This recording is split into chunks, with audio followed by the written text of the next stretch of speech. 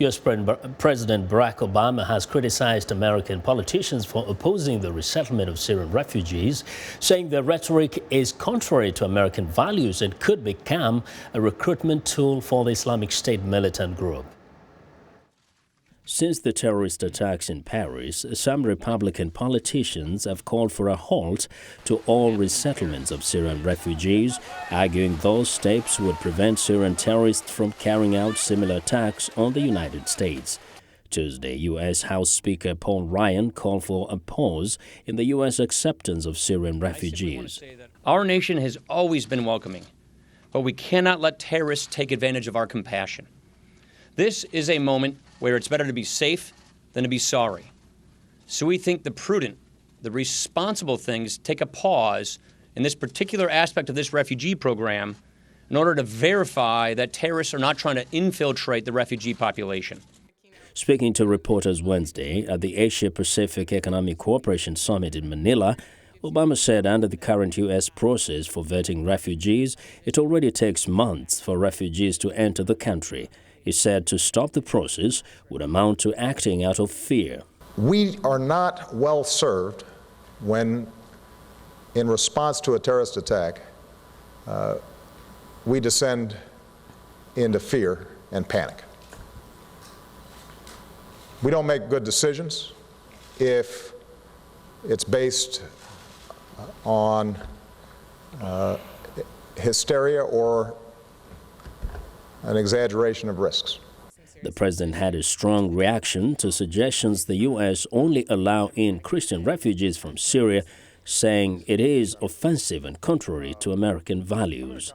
ISIL seeks to exploit the idea that there is a war between Islam and the West. And when you start seeing individuals in positions of responsibility suggesting that Christians are more worthy of protection than Muslims are in a war-torn land, that feeds the ISIL narrative. Republican lawmakers have called for a halt to plans to resettle an additional 10,000 Syrians in the United States in a debate that has mirrored discussions in European countries over whether resettlements endanger security.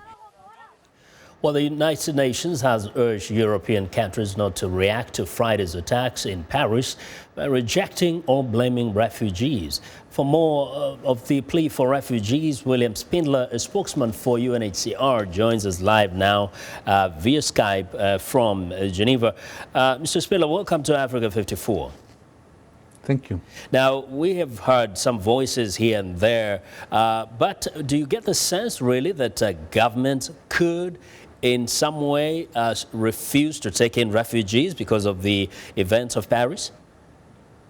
Well, we understand that there's serious concerns about public safety and security, and rightly so, after the horrific attacks in Paris.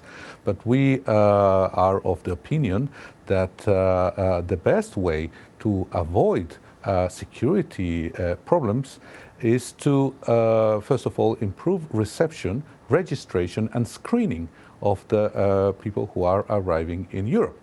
This is what we have been advocating for.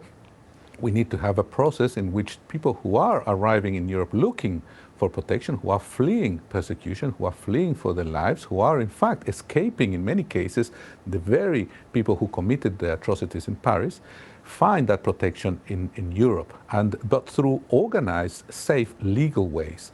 What we would like is more resettlement. We would like more relocation of people who are already in countries such as Greece and Italy, and more possibilities for people to come safely into Europe. That would increase the safety of the refugees because they would not need to take these dangerous journeys. They would travel with visas on planes and arrive in places where they would be received, and the authorities would be ready to receive them. But it would also, of course, increase the security of the countries receiving them because they would know exactly who's coming.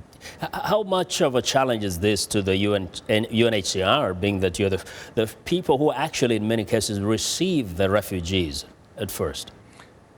Well, at the moment, what we have is people arriving by their own means, and they are arriving at the moment at the moment at the rate of about 4,000 or 5,000 a day into the Greek islands, and then making their way through the Balkans into Central and Northern Europe. We would like people to continue to be received, but proper screening and registration of those who arrive. We would like also legal ways to be established so that eventually people would not come that way, but they would come in an organized way. This is, of course, a huge challenge, because what we need is more cooperation between European countries. So far, there hasn't been a coordinated response. Different countries have different policies, and that has contributed to the chaotic situation that we have at the moment. We would like more organized, safer movements of people. People will come anyway. Those who are escaping for their lives will continue to come, and Europe needs to receive them. But this needs to be done in an organized way. Mr. Spindler, thank you very much for your insights. Thank you. William Spindler is a spokesman for the UNHCR.